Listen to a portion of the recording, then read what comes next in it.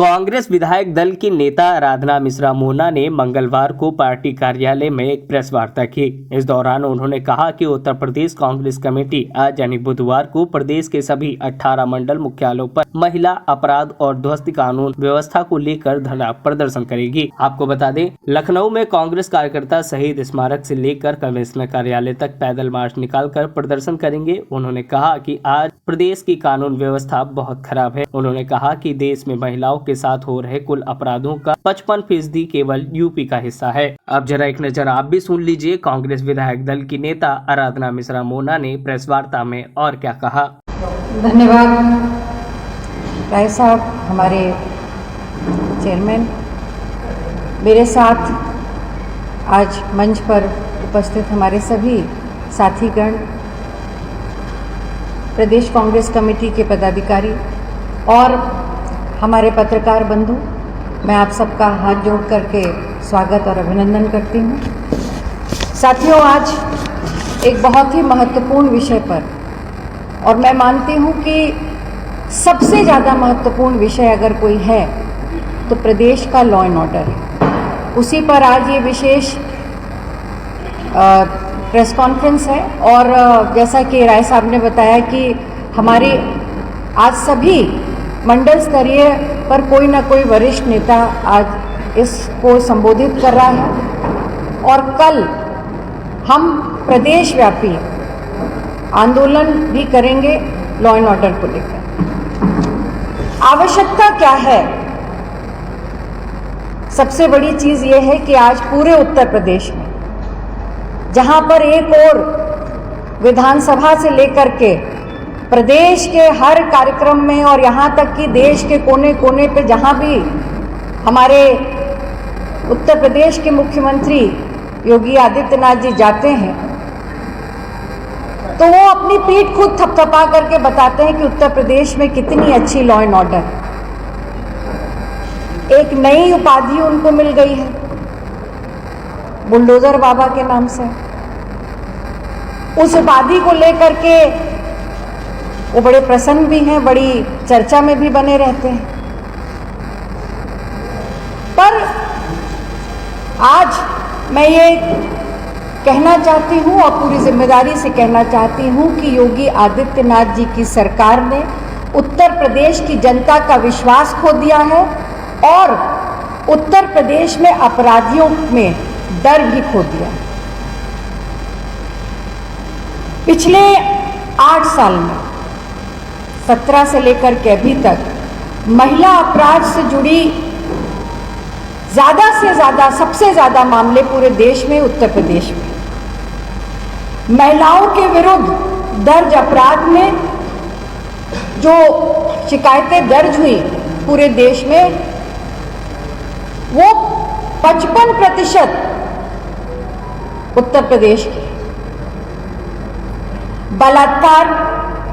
बलात्कार का प्रयास, छेड़छाड़, दहेज उत्पीड़न और साइबर क्राइम जैसी घटनाओं में उत्तर प्रदेश पर 2023 में कुल 28,811 शिकायतें दर्ज हुई। वो एक भी संगठित अपराधी का खुलासा नहीं कर पाए। 17 परीक्षाएं विफल हो गई, पर इनके पीछे जो गैंग ऑपरेट कर रहे थे, क्या सरकार उनका खुलासा कर पाई? अब मैं आपको एक और घटना इसी से जुड़ी याद दिलाना चाहती हूँ। याद कीजिए कि पिछले पंचवर्षीय की जब ये सरकार थी तो यूपी टेट की परीक्षा का एक आरोपी गिरफ्तार हुआ था इलाहाबाद प्रयागराज में, और उसको गिरफ्तार करने वाले जो उस वक्त के तत्कालीन एसएसपी थे, रातों रात उनका ट्रांसफ़र कर दिया गया, सिर्फ इसलिए कि कहीं ना कहीं उसके तार भारतीय जनता पार्टी से और सरकार में बैठे लोगों से जुड़े हुए थे, और डर के मारे कि ये मामला कहीं खुल ना जाए और इसकी एक कड़ी जो प्रयागराज में है, दूसरी कड़ी कहीं लखनऊ तक ना पहुंच जाए, इस डर के मारे इस मामले को रफा दफा कर दिया गया था और अधिकारी को ट्रांसफ़र कर दिया गया। तो इसका साफ मतलब है कि आज जो उत्तर प्रदेश में ये ऑर्गेनाइज क्राइम हो रहा है, इसमें भी भारतीय जनता पार्टी की सरकार का, वर्तमान सरकार का संरक्षण प्राप्त है उन अपराधियों। वरना अभी तक कम से कम 17 नहीं तो कुछ ऐसे रैकेटियर्स का नाम तो सामने आता, कुछ तो खुलासा होता। जांच पे जांच, जांच पे जांच, कमेटीज पे कमेटी, एसआईटी पे एसआईटी बनती चली जा रही है, पर 8 साल में सरकार के पास इस प्रदेश के नौजवानों के भविष्य को खत्म करने वाले इन अपराधियों के सवालों का कोई जवाब नहीं। साथियों, एक नया क्राइम भी आजकल जो सबसे ज़्यादा सामान्य लोगों के साथ हो रहा है, बुजुर्गों के साथ, डॉक्टर्स के साथ, टीचर्स के साथ, बिजनेसमैन के साथ, वो है साइबर क्राइम। हम सब लोगों ने पढ़ा अभी कुछ दिन पहले एक प्रतिष्ठित संस्थान के एक डॉक्टर के साथ किस तरह से साइबर क्राइम हुआ और उनका पैसा उनके अकाउंट से निकाल लिया गया। नई तरह का क्राइम। मैं तो उत्तर प्रदेश की विधानसभा में बजट के समय रहती हूँ और हमेशा सरकार से इस बात की पैरवी भी करती हूँ कि उत्तर प्रदेश की सरकार के पास लेटेस्ट टेक्नोलॉजी होनी चाहिए ताकि वो साइबर क्राइम को ब्रेक कर सके, और सरकार का बजट का एक बड़ा हिस्सा इसके लिए जाता भी है। पर मैं हैरान हूँ इस बात से कि पिछले कई वर्षों से इस तरह के क्राइम होते जा रहे हैं और सरकार इन क्राइम पर लगाम लगाने पर नाकाम है। मोहिनी तोमर का अपहरण और हत्या, मैनपुरी में मामूली विवाद के बाद दबंगों ने एक व्यक्ति को गोली मारी, रायबरेली में सर्राफा व्यापारी हरिओम सोनी के यहाँ लूट और हत्या। ये घटनाएं मैं इसलिए कोट कर रही हूँ, ये कुछ प्रमुख घटनाएं, वरना उत्तर प्रदेश का जो अपराधी है वो रोज नई घटना करके उत्तर प्रदेश के मुख्यमंत्री को नई सलामी देता है और निरीह लाचार सरकार और मुख्यमंत्री उन अपराधियों के सामने घुटने टेके नजर आते हैं। इसकी वजह क्या है? क्या बात है कि आज उत्तर प्रदेश की सरकार ने इकबाल क्यों खो दिया? क्यों उत्तर प्रदेश की पुलिस असहाय हो गई? इसकी सबसे बड़ी वजह यह है कि जब बीएचयू के अपराधी बेल पर छूट करके आते हैं तो उन्हें माला पहना करके उनका स्वागत और सत्कार किया जाता है। क्या ये इस देश की परंपरा है कि जिसने एक बेटी के शील को चीर हरण किया हो, ऐसे अपराधी को फूल माला पहनाकर उसका स्वागत और सम्मान किया जाए? क्योंकि वो भारतीय जनता पार्टी के आईटी सेल के कार्यकर्ता थे, पदाधिकारी थे।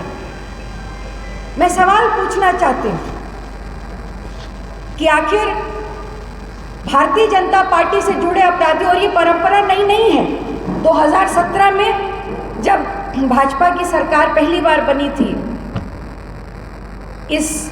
इसकी नींव तभी पड़ गई थी। याद करिए, उन्नाव में जो घटना हुई थी, बलात्कार की घटना हुई थी, उसका जो मुख्य आरोपी था, जिसके लिए आदरणीय प्रियंका गांधी के नेतृत्व में हम लोगों ने बहुत आंदोलन किए और अंत में माननीय न्यायालय के आदेश पर सीबीआई की जांच हुई और उसका जो मुख्य आरोपी था वो कौन था? भारतीय जनता पार्टी के सिटिंग एमएलए थे जो आज जेल में है। ये आरोप नहीं है, ये सत्य है कि भारतीय जनता पार्टी की सरकार ने हमेशा अपराधियों को संरक्षण दिया है, जिसकी वजह से उत्तर प्रदेश में अपराध न रुका है और न रुक पाएगा। जिस तरह के नौजवानों के साथ इस प्रदेश की सरकार ने खिलवाड़ किया है, मैं मानती हूँ कि वो भी एक जघन्य अपराध है। 17 परीक्षाएं हुई उत्तर प्रदेश में, अलग अलग। पेपर लीक की वजह से वो सारी परीक्षाएं निरस्त हो गई। लाखों करोड़ों नौजवानों का भविष्य अंधकार में चला गया। मैं पूछना चाहती हूँ सरकार से कि क्या ये ऑर्गेनाइज क्राइम नहीं है, संगठित क्राइम नहीं है? और 8 साल के कार्यकाल में आपकी सरकार जो अपने आप को, आपकी पुलिस जो अपने आप को